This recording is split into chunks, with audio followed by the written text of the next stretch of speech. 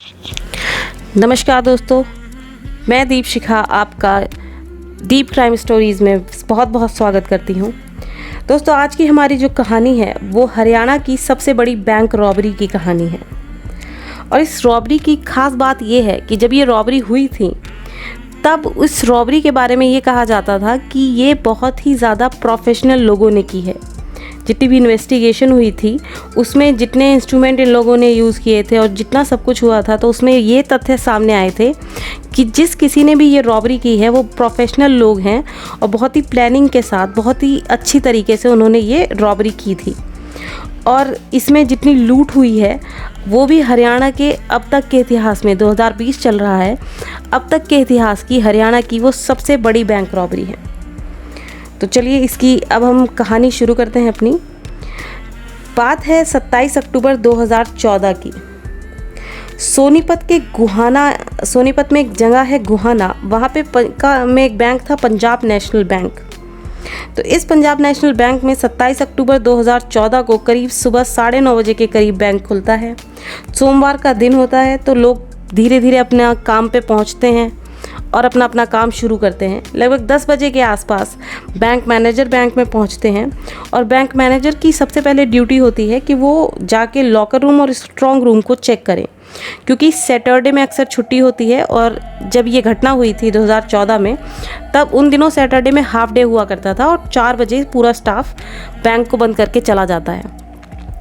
तो जो bank manager है उनकी ड्यूटी होती है कि वो अच्छे से, जब वो छुट्टी होती है तो उससे पहले अच्छे से बैंक का स्ट्रॉन्ग रूम को 2-4 अपने स्टाफ के साथ अच्छे से बंद कराते हैं और मंडे में आते ही, या जो भी छुट्टी के बाद का पहला ड्यूटी का दिन होता है, उस दिन आते ही सबसे पहले उसको चेक करते हैं। तो जैसे ही बैंक मैनेजर लॉकर रूम और स्ट्रॉन्ग रूम की तरफ जाते हैं और वहाँ का दरवाज़ा खोलते हैं तो उनके होश उड़ जाते हैं, क्योंकि उनकी जो नज़र पड़ती है वो नज़र पड़ती है सारे लॉकर्स पर। और जितने भी उस बैंक में लॉकर थे उनमें से लगभग ज़्यादातर उनके ताले टूटे पड़े थे। उनके होश उड़ जाते हैं, उन्हें समझ नहीं आता वो क्या करें। वो अपने स्टाफ को चिल्ला के बुलाते हैं, सब लोग वहाँ पहुँच जाते हैं, सबके होश उड़ जाते हैं और उन्हीं स्टाफ में से कोई पुलिस को बुलाता है। तभी वो ये सब चल ही रहा होता है कि तभी बैंक के जो मैनेजर हैं उनकी नज़र बैंक के लॉकर के नीचे एक गड्ढे पे पड़ती है।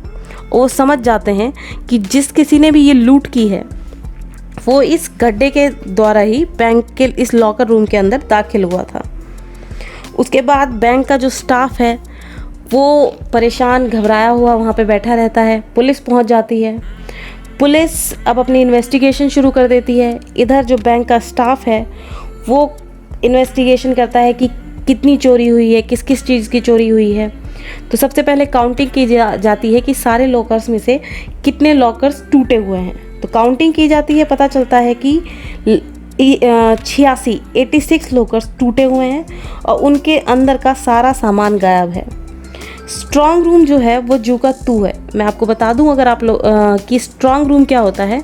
लॉकर तो होता है जिसमें छोटे लॉकर होते हैं, वो लॉकर रूम होता है, और उसी के पास में होता है स्ट्रॉन्ग रूम। और स्ट्रॉन्ग रूम वो रूम होता है जिसमें जितनी भी बैंक में कैश होता है वो स्ट्रॉन्ग रूम के अंदर रखा जाता है। तो स्ट्रॉन्ग रूम जू का तू होता है। उसे कोशिश की गई थी खोलने की, लेकिन क्योंकि वो खुला नहीं तो इसलिए वो जू का तू है। और 86 लॉकर जो भी लुटेरे आए थे उन्होंने 86 लॉकर तोड़े हुए थे और ज़मीन पर कुछ कागज़ भी बिखरे हुए पड़े थे। धीरे धीरे ये खबर आग की तरह पूरे सोनीपत में फैल जाती है। जिन भी लोगों के इस बैंक में लॉकर थे, खासकर वो वहाँ पर बैंक में पहुँचते हैं, अपनी अपनी चीज़ें बताते हैं कि उन किस किस के लॉकर में क्या क्या रखा था। और पुलिस भी अपनी इन्वेस्टिगेशन करना शुरू कर देती है। जब सारी काउंटिंग होती है, लोग अपना बताते हैं एस्टिमेट कि उनके लॉकर में क्या क्या रखा था।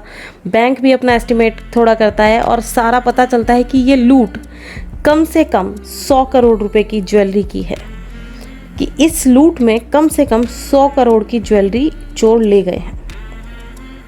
अब पुलिस इन्वेस्टिगेशन करती है और पुलिस की भी सबसे पहले जो इन्वेस्टिगेशन करती है, पुलिस देखती है, पुलिस की नज़र भी उस सुरंग की तरफ पड़ती है और पुलिस अपने 2 सिपाहियों को उस सुरंग के अंदर उतार देती है। हालांकि ये बहुत ही खतरे का काम लगता है उस वक्त, क्योंकि पता नहीं होता है कि दूसरा सिरा कहाँ तक जा रहा है और क्या दूसरे सिरे खास करके सुरंग के अंदर भी क्या है। लेकिन फिर भी ड्यूटी के नाते 2 पुलिस वाले टॉर्च लेकर सुरंग के अंदर चले जाते हैं।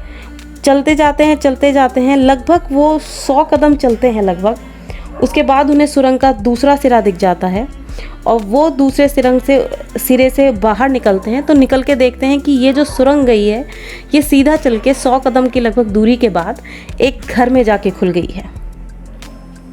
तो पुलिस वाले देख लेते हैं, वो समझ जाते हैं कि ये दूसरी तरफ इस तरह खुली है। लेकिन जो बाकी पुलिस वाले बैंक के अंदर हैं उनको अभी नहीं पता कि ये लोग कहाँ तक गए हैं, कितना पहुँचे हैं, उन्हें ये इसकी बिल्कुल जानकारी नहीं होती। उसके बाद ये पुलिस वाले वापस आते हैं, बताते हैं कि ये पड़ोस में ये घर है, इस बैंक के बीच में एक पतली छोटी सी एक बहुत ही छोटी सी सड़क है और उसके बराबर में ये घर है। मतलब आप इस तरह समझ लीजिए कि बीच में एक पतली सड़क, एक तरफ बैंक और दूसरी तरफ ये घर है। फिर पुलिस इन्वेस्टिगेशन करती है तो पता चलता है कि ये घर का जो मालिक है वो इस घर में नहीं रहता है, उसने कहीं और दूसरा मकान बनाया हुआ है, वो उसमें रहता है और इस घर में ना कोई किराएदार रहता है ना कोई आता जाता है और ये लगभग 5 साल से इसी तरह खाली पड़ा हुआ है।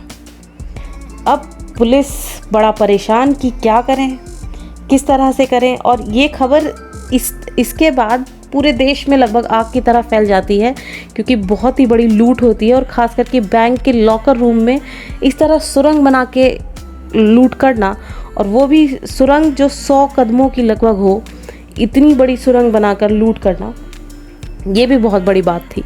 और जो सुरंग की चौड़ाई नापी गई वो भी 2.5 फीट से ज़्यादा थी। तो इतनी बड़ी सुरंग को खोदना, ये सब बहुत अपने आप में बड़ी चौंकाने वाली बात थी।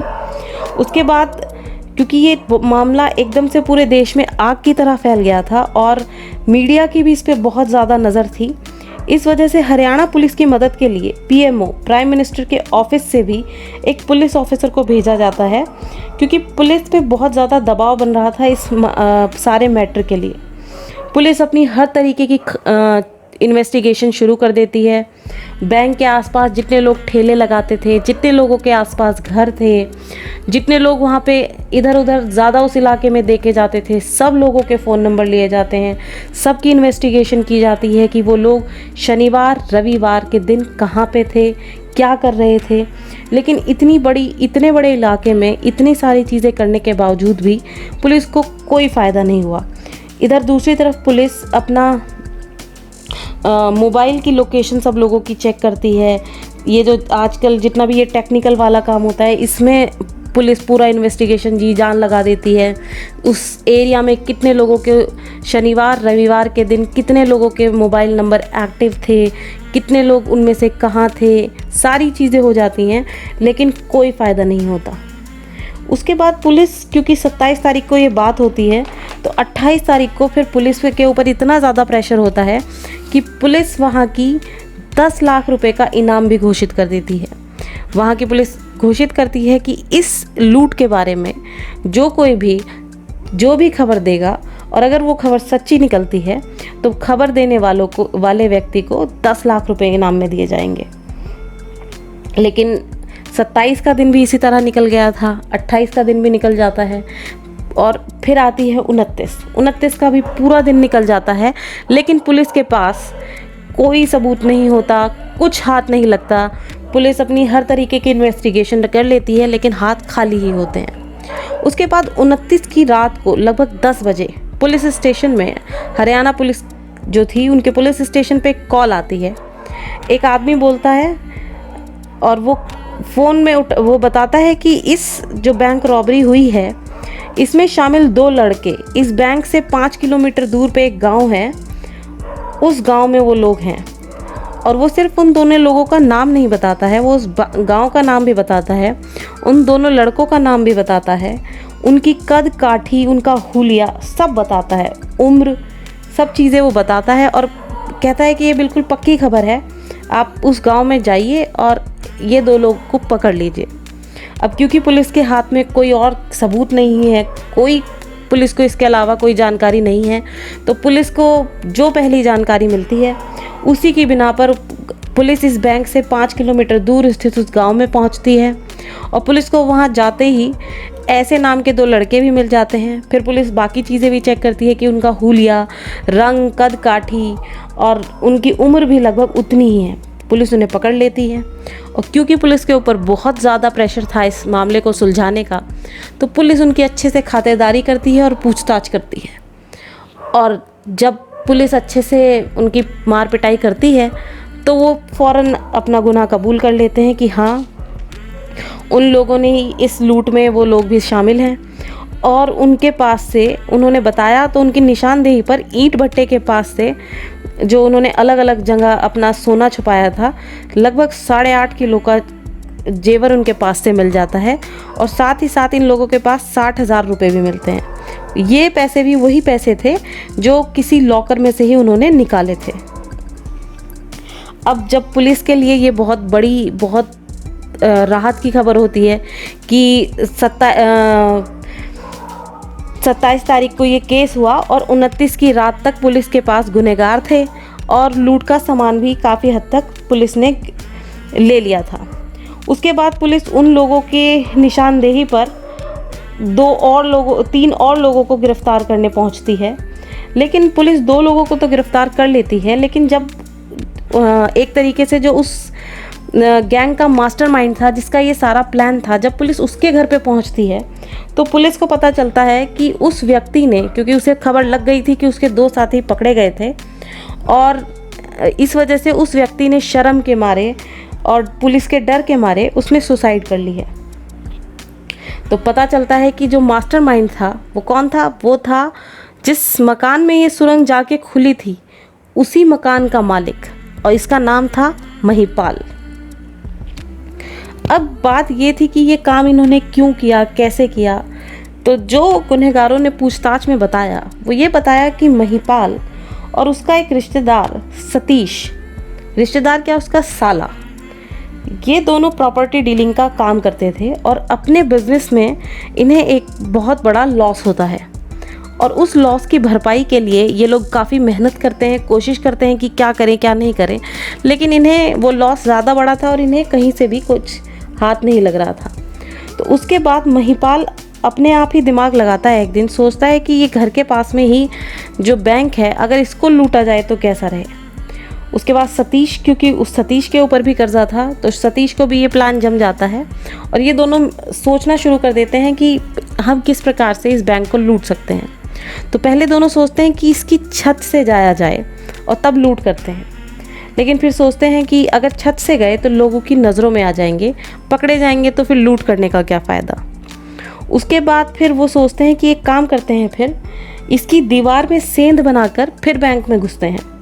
लेकिन फिर उन लोगों को लगा कि सीसीटीवी वगैरह भी होगा और सेंध मारने में भी लोगों को की नज़र में आ सकते हैं, तो फिर क्या किया जाए। तो उसके बाद ये दोनों मिलकर सोचते हैं कि क्यों ना नीचे ही नीचे सुरंग बनाई जाए, ज़्यादा लंबा रास्ता भी नहीं रहेगा, और उसके बाद लूट की जाए।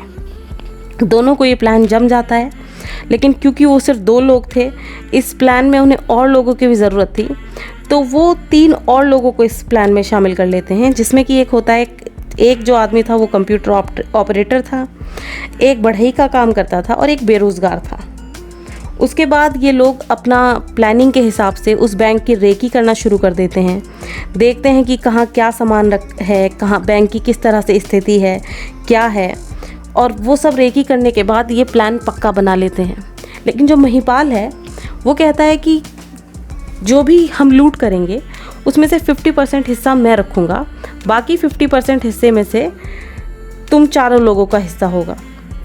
क्योंकि वो कहता है कि प्लान मेरा है, घर मेरा इस्तेमाल होगा। तो क्योंकि एक बेरोज़गार था, एक के ऊपर कर्ज था, एक बढ़ई था और एक कंप्यूटर ऑपरेटर था, तो उन लोगों को लगता है कि, और क्योंकि महिपाल ने बताया भी था कि कम से कम लूट में हमें 100 करोड़ मिलेंगे, तो वो सोचते हैं कि उसका 50% में से भी 4 हिस्से बहुत होंगे, और ये सोच के वो लोग इसके साथ काम करने के लिए तैयार हो जाते हैं। और सितंबर के महीने से ये इस सुरंग की खुदाई करना शुरू कर देते हैं। इस सुरंग की जितनी भी खुदाई की थी, वो जो इनमें से बढ़ई था उसने ये सारी खुदाई की थी। और आप ये देखिए कि कहने को तो ये सब नौसिखिए थे, इससे पहले इनमें से किसी का भी कोई भी क्रिमिनल रिकॉर्ड नहीं था, लेकिन इन लोगों ने इतनी शानदार तरीके से ये प्लानिंग की थी कि जब इन्होंने खुदाई की तो इन्होंने खुदाई में भी एक एक बारीक से बारीक चीज़ का ध्यान रखा। और तो आप ये देखिए कि ज़मीन के अंदर अंदर खुदाई करने के बावजूद भी इन्होंने ठीक सीधा जो अपनी खुदाई जो दूसरा मुंह खोला सुरंग का, वो ठीक सीधा लॉकर रूम के अंदर ही खोला, क्योंकि ऐसा भी हो सकता था वो बैंक के किसी और हिस्से में भी जा सकते थे। लेकिन प्लानिंग देखिए कि नौसिखिए होने के बावजूद उन्होंने ज़मीन के अंदर ही अंदर सुरंग खुदाई करते हुए और सीधा लॉकर रूम के पास खोला। और इतना ही नहीं, इसके अलावा इन्होंने और भी बड़ी चीज़ों का ध्यान रखा। उन्होंने ध्यान रखा कि रास्ते में जितने भी पानी के पाइप गुजरेंगे, और आजकल तो आपको जानकारी है कि ज़्यादातर पाइप प्लास्टिक के होने लगे हैं, उसके बावजूद भी इन्होंने ये भी ध्यान रखा कि जितने भी ज़मीन के नीचे पाइप पानी के हों या बिजली के हों या टेलीफोन के हों, कोई भी तार जो ज़मीन में आएगा उसे कटने नहीं देना है। क्योंकि अगर कहीं भी कोई भी पानी का पाइप कटा या टेलीफोन की लाइन कटी, और अगर वो कटी तो जिन लोगों की वो होगी, वो लोग इससे जुड़े लोगों को फ़ोन करेंगे कि हमें ये तकलीफ़ है, वो आके चेक करेंगे, तो हमारा भेद खुल जाएगा कि यहाँ पे एक सुरंग बनाई जा रही है। इसलिए उन्होंने इन सभी बारीक चीज़ों का भी बहुत ध्यान रखा। इसके साथ साथ इन्होंने ये भी ध्यान रखा कि ये एक दिन में लगभग 2.5 से 3 फीट तक का ही गड्ढा खोदते थे, क्योंकि इन्हें इन बाकी चीज़ों का भी ख्याल रखना था कि उन्हें ये जो मिट्टी है उसे डंप कहाँ करना है, और ज़्यादा मिट्टी को डंप करते हुए लोगों को शक हो सकता है।